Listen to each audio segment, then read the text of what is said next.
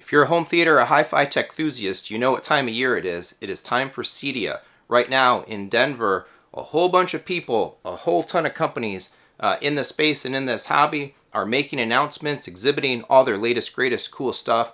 All the press is there. All the integrators are there learning. Fortunately, I'm not there. Hopefully next year Techthusiasm will make its debut at CEDIA 2024. But in any case, I figured I'd run down some of the cool news, some of the cool happenings and whatnot that has been announced that I've been reading and is being talked about out of the event. So in no particular order, I've got a handful of these that make me excited about home theater hi-fi.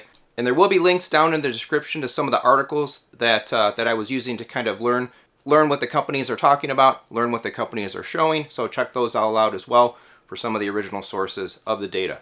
So number one, 100-inch TVs. Man, big TVs are becoming really prevalent. I think 98/100 is really going to become the new 83, 85 here very, very soon.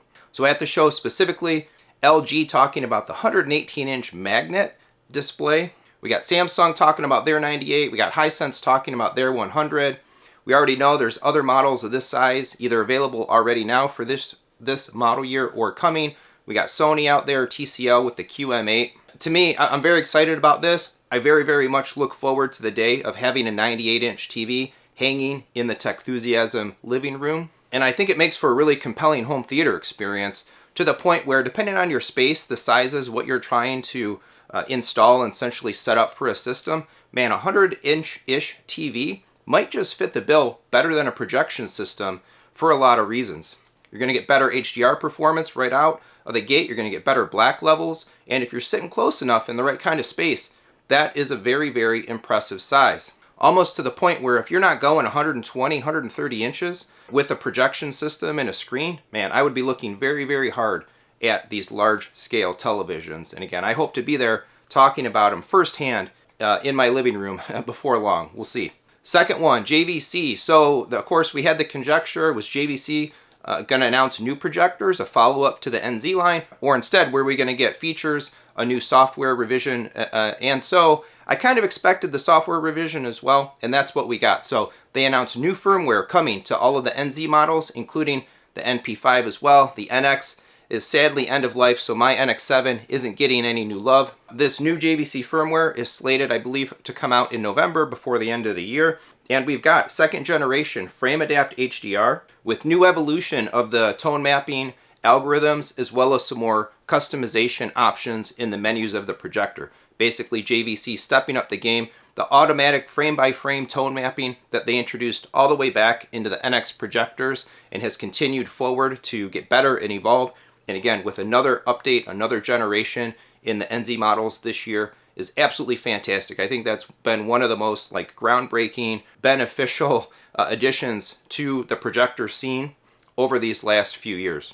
They're also giving the ability to kind of customize and control the operation of the laser in the models a little bit more, as well as a neat feature to allow for a USB backup. So you do firmware updates with a little USB stick already on these JVC projectors, and now you would be able to back up your calibrations, your settings, to be able to save and write the settings all at once. So if you're paying for expensive calibrations on your projector, something happens with that, or maybe another firmware update comes out, you can always be assured that you can restore back and get back to those fine-tuned settings based on this backup and restore feature. Pretty cool, great idea. And as usual, props to JVC. I love the cadence. CEDIA is their time. Every year we've either had a new generation of JVC projectors or we've had pretty significant software updates announced in conjunction with this event. Love it. I hope they continue with that as their ongoing business model going forward. I just have to get me an NZ projector hanging in the Techthusiasm home theater here ASAP. One of the other things I was hoping to see on the automation side of things is I have a Control4 system here with something from Control4/SnapAV about what's going to be new in the Control4 ecosystem. And happily they announced Control4 OS version 3.4, a major point upgrade there to the system. And so in this update, they're talking about actually putting some more power into the hands of the users so that maybe we don't have to go back to our integrators to make certain types of changes and certain types of adjustments to the system. I really, really love that. I know Dan probably gets tired of me sending him text messages about, hey, I need to tweak this in the configuration. I can't do it in Home Composer. Would you do this for me really quick? So the more that I could do, or any of us could do with our Control4 systems, on our own, I think, is a net benefit there. They talk about some improvements to just general interface and UI design. As you know, tech enthusiast, I'm all about interfaces, things working really well, good usability, good workflow design, and all of that. So I look forward to see what they have in store with regards to mobile app design and other things like that to make the platform better. There's some references to improvements on the side of surveillance. So we'll see what that entails specifically. Improvements related to accessing, quick viewing camera feeds and camera information. That's another element of the system that I'm pretty eager to add here in the not too distant future. And of course, this year we had the Halos. I hope they go strong into adding features and capability and just improving the general operation of the Halos. And hey, that core light controller as well, bringing down the entry point to be able to get into a Control4 system.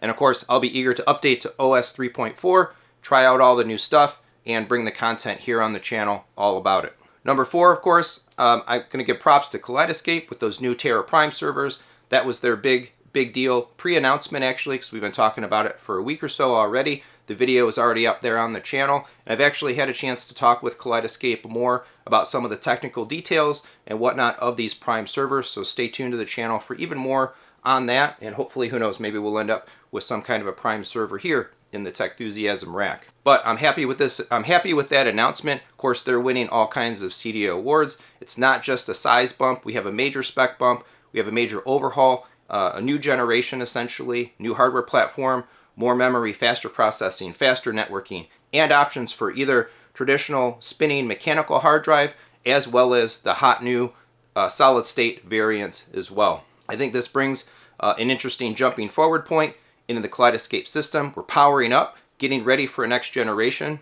This only kind of sets the table for what may be coming next into the next year. Kaleidescape has 2 elements to the system. They've now made a significant upgrade to 1.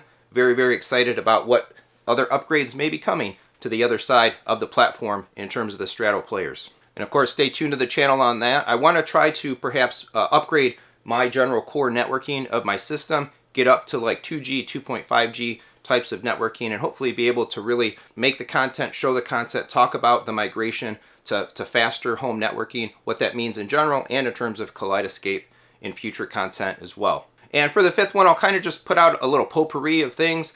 Perlisten showed off, of course, and announced their in-ceiling in-wall speaker. It kind of completes the line that they had started to debut, I think, a year ago with their in-wall lineup. That thing is a massive round overhead Atmos type speaker, looking really great, and that remains a brand that I'm very, very curious and eager to try. I think Tech Enthusiasm and Perlisten need to have some conversations. Other cool things, McIntosh put out that PS2K subwoofer, $50,000 subwoofer, but man, that thing is massive. So McIntosh expanding their lineups. If you're a big McIntosh fan and you've got the kind of money to build a system around that level of components, you know, that thing is just looking awesome. Trinoff there in full force. They've already been talking about new audio processing algorithms and things. I think the moral of the story here is like none of these companies are kind of resting anymore. Everybody's going full bore. Lots of other product announcements as well. I continue looking for video content from the folks that are there, as well as articles kind of covering and press releases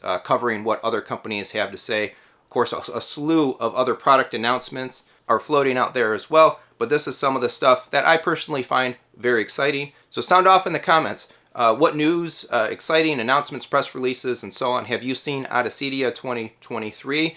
Are you motivated now to go grab any of the new gear that was announced? Are you going to be looking forward to any of the new features that are hopefully coming to some pieces of equipment that you already own as well? You always have to love when your purchase into something gets better with time and with updates. I love when brands do that.